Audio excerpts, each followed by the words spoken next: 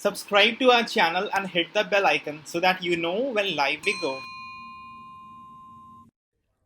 Dear students, RAU'S Prelims Test Series 2021 is a complete testing and revision course for the upcoming prelims examination. The program will help you prepare for UPSC prelims through a step-up approach. It is a meticulously designed study plan to organize your preparation and keep you on track towards covering the prelims GS and CSAT syllabus extensively from NCERT to the advanced level. The goal of our Prelims Test Series 2021 program is to exhaustively cover all standard sources of study material, including NCERT, with a study plan to test you at par with UPSC level of questions, thereby improving your chances of clearing the prelims examination. To give multiple revision of the entire syllabus from the perspective of civil service prelims pattern. The test series program will also give you the final revision of all topics and themes before the examination through QIP videos and prelims compass notes. The QIP videos or Quality Improvement Program videos are for speedy revision of all important topics for the upcoming prelims examination. QIP videos are kind of crash course for the prelims examination. And prelims compass are 8 subject-wise prelims compilation of all static and current affair topics important for the upcoming prelims. RAU'S Prelims Test Series 2021 will include topics test, testing the concept of candidate. It will include thematic test on both the concept and the current affair of that particular theme. It will also include current affair tests covering the monthly current affairs. And there will be full-length test before the final exam to simulate you for the D-Day. There is a link in the description of this video. You can click on the link for registration and to also check out the demo QIP videos. Now welcome to this DNS session. Here we are going to discuss today's newspaper, The Hindu, Delhi edition, dated 24 January 2021. We shall pick up articles important for civil service examination and discuss them as per the demand of the exam. The articles that we shall take up for discussion has been tabulated in front of you and the time stamping for the same has been given in the description section. This article is from the Science and Tech page of today's newspaper, More Flash Droughts in India by End of the Century. We will understand what flash droughts are, but we will also take the opportunity to discuss droughts in detail. We will cover the article from the perspective of 2 sections of your syllabus. First of all, from the perspective of disaster management of GS paper 3. But we will also discuss the governance and administrative aspect of drought from the perspective of GS paper 2. So here we go. What are droughts? There are various definitions and concept of drought, but generally an area is accepted to be drought prone or a period is said to be under drought if there is below average precipitation in the region. And that has caused shortage in the water supply in all forms, atmospheric, surface water and groundwater. What is very important for you to know regarding drought is, it is natural phenomena. It is also a recurrent feature of the climate of the region. And drought is distinct from aridity. Aridity of a region is a permanent phenomena. Droughts, on the other hand, are recurrent. And by that virtue, it has to be temporary. Flash droughts, as the name suggests, are those droughts that develop very quickly. There is a rapid depletion in the soil moisture. Normally, drought has a slow onset. It takes months for droughts to develop, but the flash droughts develop within a week or 2. There are, of course, anthropogenic reasons of greenhouse gas emission for flash droughts, but the most important cause of flash drought is atmospheric anomalies. For example, flash droughts in India in last August were attributed to anomalies in the atmospheric current in mid-Atlantic region. The National Commission on Agriculture has classified droughts into 3 categories. One is the meteorological drought. It is said to occur when there is more than 10% decrease in the normal precipitation of a region. Prolonged meteorological drought can give rise to hydrological drought. This occurs when there is depletion of surface and subsurface water resources. The third category is agricultural drought, and it is a situation where soil moisture and rainfall are inadequate to support healthy crops. For the prelims examination, you must also be aware that state government are the final authority in declaring drought in a region. But the catch here is the Disaster Management Contingency Fund that is with the central government. So after declaring a region as a drought, and if that lies in a severe category, then state can go to the center for release of the contingency fund. State government, while analyzing the situation in an area to declare it under drought, consider various factors, like the rainfall deviation and the amount of dry spell in the region. It also considers the agricultural productivity or loss of growth of agricultural crop in the region, which can be easily done using remote sensing technologies.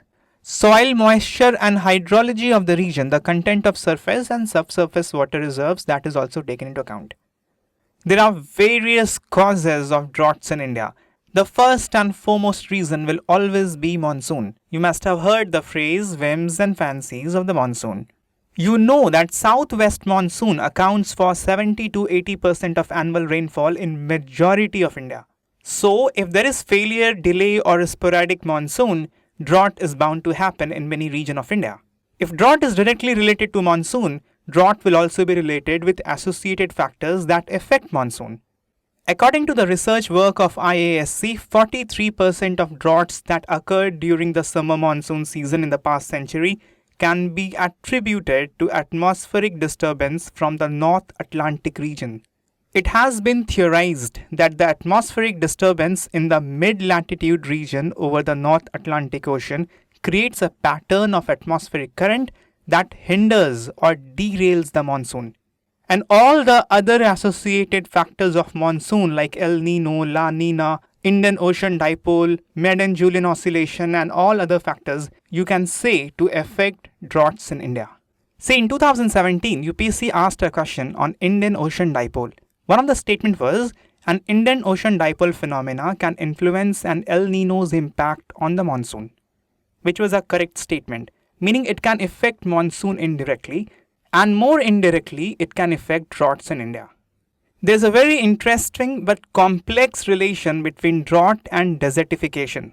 Desertification has been defined in Agenda 21 and also in United Nations Convention on Desertification. Desertification, very simplistically, is degradation of land. It is the reduction in the natural potential of the land and decrease in surface and groundwater resources. Drought, we have seen, first of all, is a natural phenomena and is also related with reduction in surface water and groundwater resources. But drought can only be one contributing factor for desertification. Since drought is recurrent and a natural phenomena, it cannot permanently degrade the land. Degradation rather is accelerated by human activities like overgrazing, land clearance, deforestation, overexploitation of vegetation, filling or leveling of water resources and lakes, and factors like that. But it is also true that drought occurs more frequently in areas affected by desertification. Desertification or land degradation will accelerate the effect of drought, which in turn will again affect desertification. So the relation is something like this. Drought is one of the factors for desertification. If desertification is increased, then the impact of drought is increased, and yet again, desertification will increase. There is a very interesting aspect in drought administration. We have seen that drought is a natural recurrent phenomena. But the problems of drought is accelerated because of lack of policies and lack of mechanism of drought proofing in drought prone areas. So we do not include these points when we talk about the occurrence of droughts because droughts is largely seen as a recurrent natural climatic phenomena. But if we talk about problems caused by drought, of course that is accelerated because of lack of proper governance and administrative setup for droughts. For example, because of lack of center-state cooperation, the problems of drought is increased. Previously, what used to happen, as we have discussed, states used to declare drought in a region. And then it used to approach the center for drought relief. And the center would release the money from Calamity Relief Fund and National Calamity Contingency Fund. But few years back, center came up with manual for drought management.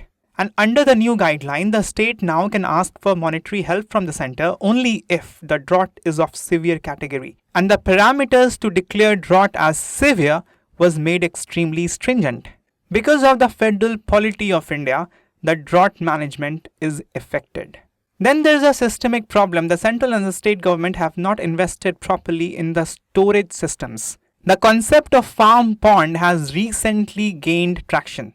We have been realizing very late that there has been lapse related to water intensive crop management in India. For long, government has subsidized the water intensive crops. For example, the sugarcane in Maharashtra, paddy in Punjab, and gradually the minimum support price for these crops were also increased. There has been issue related with subsidizing the inputs, for example, the power. Flood irrigation techniques were used in Punjab and Haryana. Groundwater resources were overused. For very long, we did not have the concept of monetizing the use of water resources from the tube wells. Proper metering of water is still not done. We have a draft policy related with ground use, but implementation has still not seen light of the day. Around 80% of work under Manrega are related to local water conservation, related with drought proofing and flood control and similar activities. But the audit report suggests that less than 50% of the work has actually been done in this regard. So one can say that lack of policies or lack of implementation of existing policy, lack of proper drought governance or administration has increased the intensity of effect of droughts. What are the effects of droughts? Well, it has all-encompassing effect. Where shall I begin? Let's begin from the ecological and environmental impact.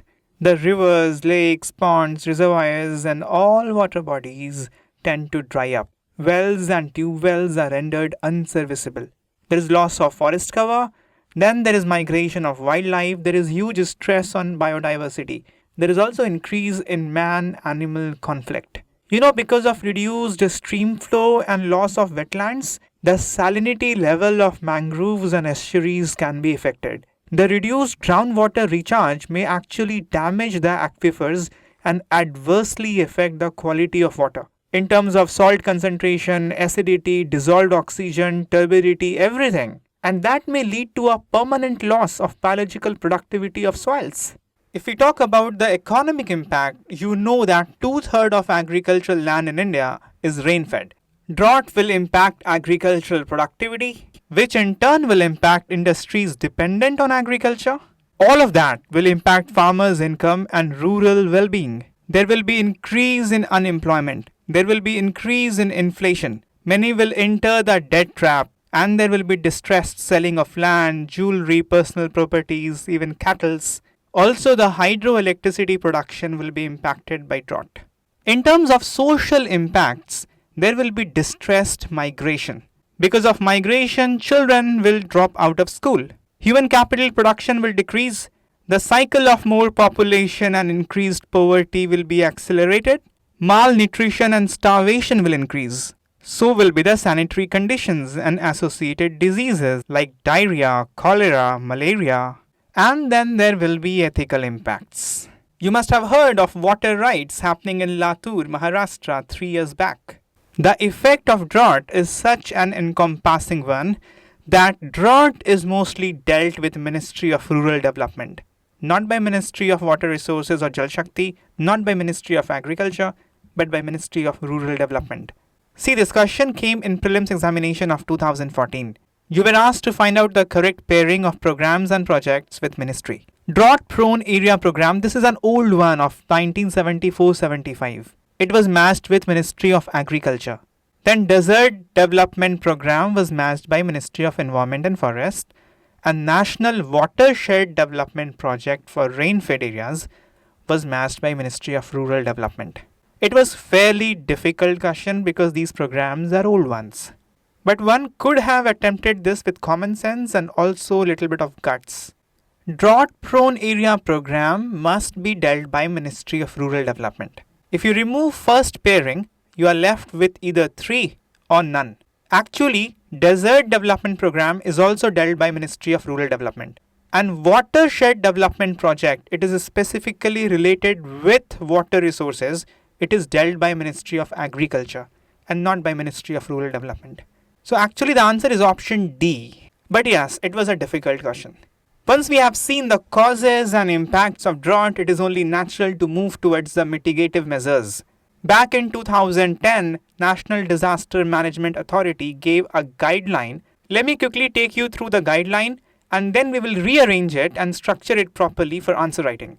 NDMA suggested to create drought monitoring cells at state level with requisite staff. And these drought monitoring cells must create vulnerability map with regard to drought for each state.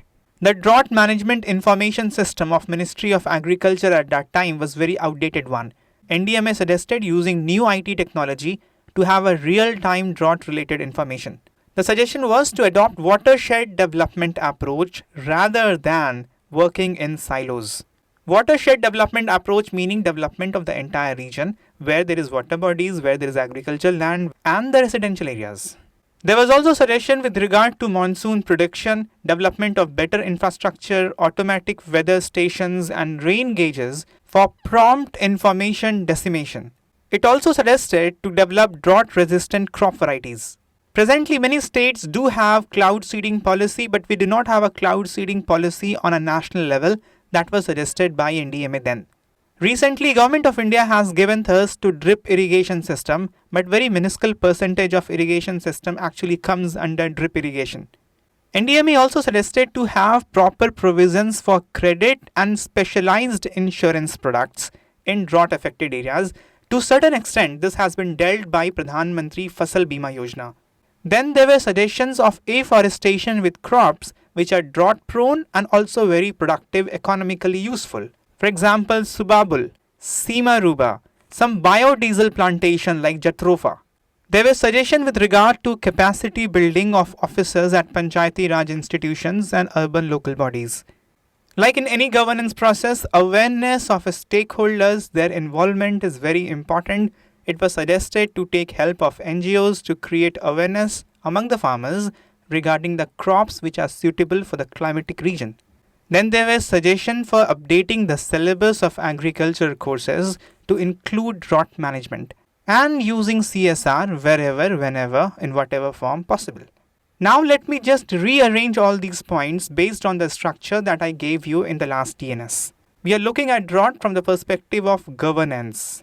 When you talk about governance of any issue, you talk about the policy. You talk about legislation to implement the vision of the policy. Then to implement specific provisions of legislation, you need to have an administrative setup.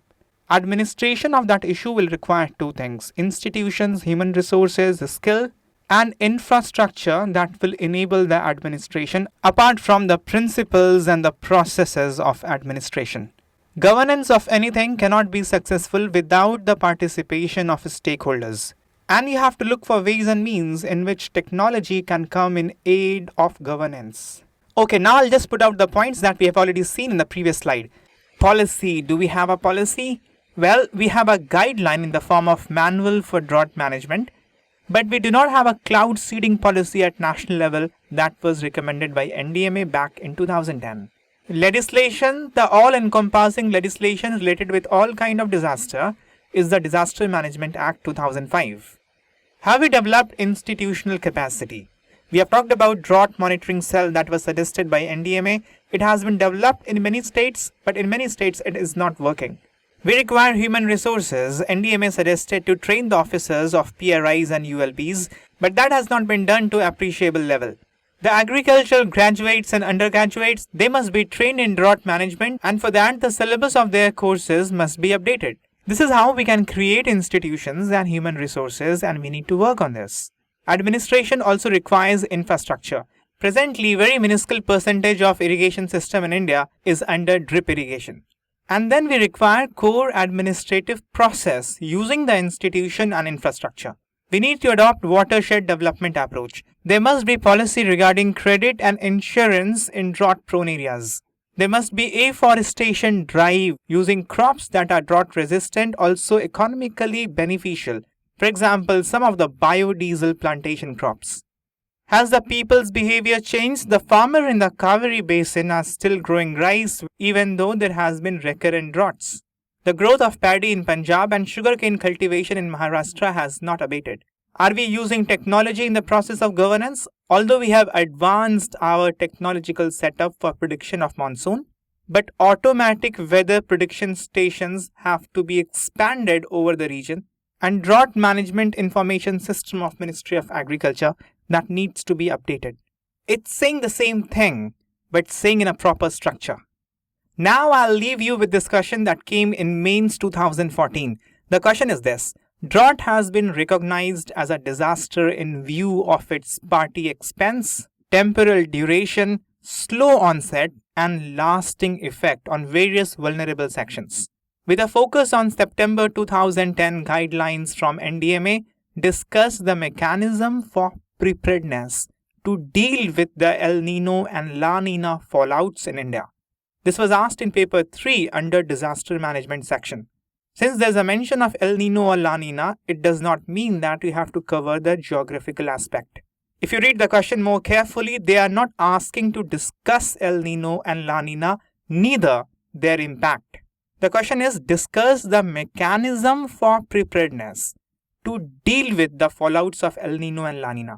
So very shortly, you will mention the fallouts of El Nino and La Nina, and 90% of your answer will be surrounded around mechanisms for preparedness to deal with the fallout, which we have just done. So dealing with the question should not be a problem. This article is from FAQ section of today's newspaper. It is related with United States getting in and out of Paris Agreement. In June 2017, the then President of United States, Mr. Trump, announced US pulling back from the Paris Agreement in pursuance of his America First policy. According to Article 28 of the Paris Agreement, a nation cannot start the process of pulling out of the Paris Agreement before 3 years of getting into. United States officially got into Paris Agreement on November 4, 2016. So it could not have started the process of pulling off before November 4, 2019. And after that, it takes 1 year for the process to be completed. So on November 4, 2020, US was officially out of the Paris Agreement.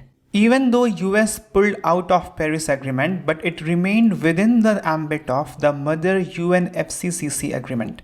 Back in 2001, US also pulled out of Kyoto Protocol under the Bush administration. And then after that, Obama administration tried really hard to work on climate change agreements.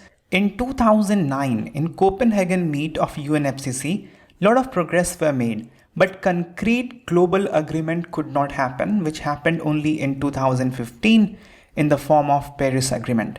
But many principles of global climate administration, for example, common but differentiated responsibility, were finalized in 2009. Now the Biden administration has decided to get back into Paris Agreement, which will have its implication. There are many internal policies of US that we will not get into. But we will look at this article from the perspective of GS paper 2. Under international relation, there are certain topics mentioned: global agreements, international institutions. Also from the perspective of GS paper 3, environment, and also from the perspective of GS paper 4, you will find a topic: ethical issues in international relations. So why does it matter if US get in and out of Paris Agreement? First of all, US is the second largest emitter of greenhouse gases after China. It accounts for 15% of global greenhouse gas emission. If you talk in terms of per capita CO2 emission, then United States is the highest emitter. Simultaneously, you can also see the position of India as a per capita emitter, which is very low. Besides, 10% of US emission is in the form of methane, which is high. 81% is around carbon dioxide, and the rest is in the form of nitrous oxide or fluorinated gases because of very developed refrigeration industry in US. You know that greenhouse potency of methane is much more than carbon dioxide, and that of nitrous oxide and chlorofluorohydrocarbons much more. So this is reason number 1 why US getting in and out of Paris Agreement does matter. If you look at this question of 2019 prelims examination, there is one option here: methane in atmosphere oxidizes to carbon dioxide after a decade or 2. Meaning for decade or 2 or even for longer period, it will remain in atmosphere. Then it will get converted into carbon dioxide to participate in the carbon cycle. And after that, maybe it will be absorbed back on the earth. Because of the long life of methane in the atmosphere, it is a dangerous greenhouse gas. So high percentage of methane in the overall greenhouse gas emission of United States is a matter of concern. US withdrawal from Paris Agreement also impacted the global climate financing. US pledged $3 billion to the Green Climate Fund. It gave $1 billion, but rest of the $2 billion was not given because of pulling off from Paris Agreement. The Global Intergovernmental Research Body IPCC, it is also dependent on donations mostly coming from US. As we have touched upon this earlier, that in 2009 during the Copenhagen meet of UNFCCC, various principles of global climate administration like common but differentiated responsibility and respective capabilities, they were decided upon. The next year in 2010, during the Cancun meet of UNFCCC in Mexico, a concrete UNFCCC's financial mechanism was developed, and that was Green Climate Fund. Such a global mechanism was thought to be developed since old days of Kyoto Protocol back in 2001, but it was developed in the Cancun Agreement of 2010.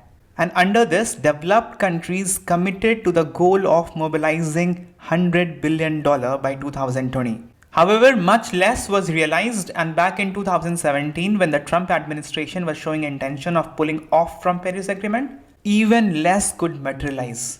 So US pulling off from Paris Agreement or Kyoto Protocol or other climate agreement will have a direct bearing on global climate financing.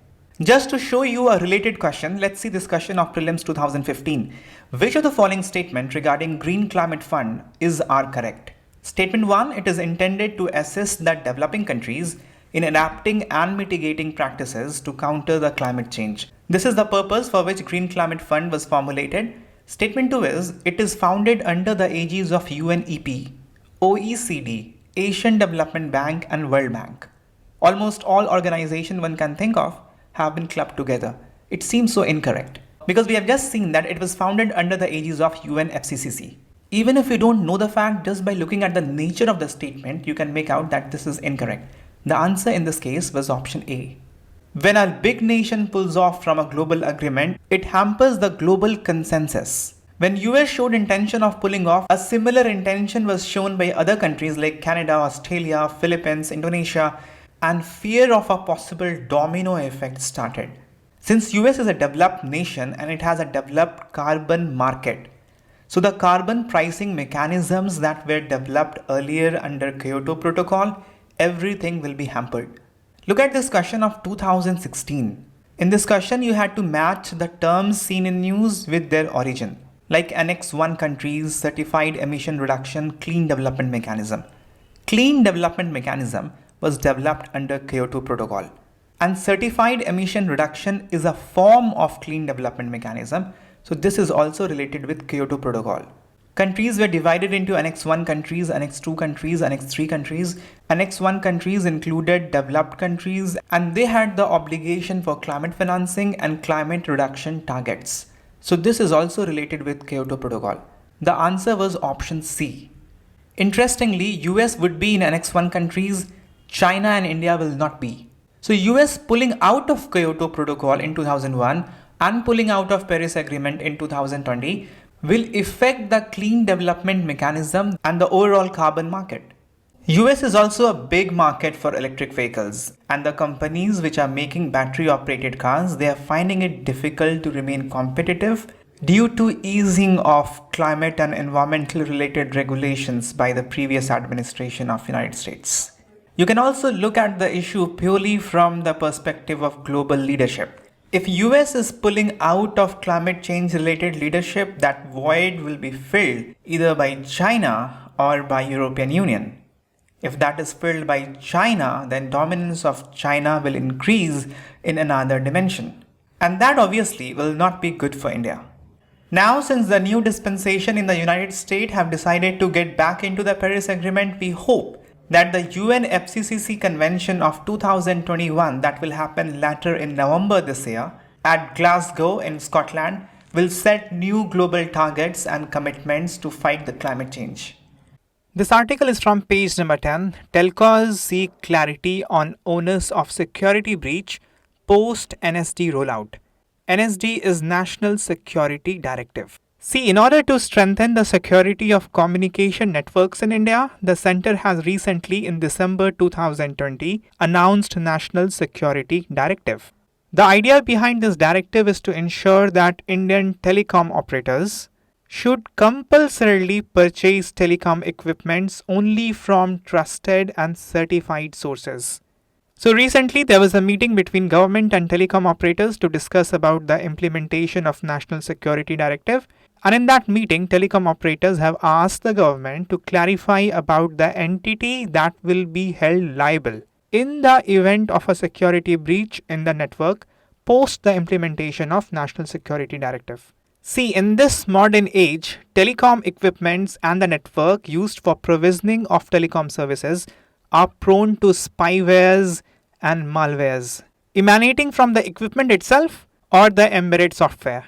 In particular, concerns have been raised over the telecom equipments provided by Chinese companies such as Huawei or ZTE. Countries such as USA has alleged that these Chinese companies may be extracting sensitive information from the telecom infrastructure through backdoors, and that is called as trapdoor vulnerabilities. A backdoor or a trapdoor is a bug installed in the telecom hardware that allows companies to listen in or collect data being shared on the network. Chinese vendors Huawei and ZTE have been under global scrutiny for allegedly installing backdoor vulnerabilities and spying for the Chinese government, and they also have been banned by USA and other Western countries. In December 2020, the Cabinet Committee on Security approved National Security Directive. This move was taken by the government after the telcos were asked to do information security audit. The purpose of this audit was to check for any backdoor or the trapdoor vulnerabilities in the telecom network. Regarding National Security Directive, you must know that among various things that it intends to do, the first thing is classification of telecom products and their sources as trusted and non-trusted. Who will take decision on the classification? National Security Committee on Telecom. Who will head this committee? Deputy National Security Advisor, who will be aided by National Cyber Security Coordinator, who heads National Cyber Security Coordination Center. National Cyber Security Coordination Center is the main body for cyber safety in India, and it exists even before the National Cyber Security Policy of 2013. And the purpose of doing this classification is to allow the telecom providers to purchase equipment only from the trusted sources. These are the things that you need to know regarding National Security Directive so far. This article on page number 12, Yemen's rebels and revivalist. The tripartite struggle in Yemen was discussed in the DNS dated 14th of August 2019. The situation then and the situation now is the same. Things have not changed even when the time has passed. So the discussion and notes of this DNS for the topic war within war is still as relevant. If your memories has faded and you need a revision concerning what's going on in Yemen, please go through this DNS discussion. Now we have come to the end of the session. The answer to yesterday's question of the day and today's question of the day is there on your screen. Attempt the question for today and write your answer in the comment section. Also attempt the DNS quiz on our ELEARN platform to have a sense of completion for today's current affairs. Thank you very much for hearing me out. Goodbye. Take care.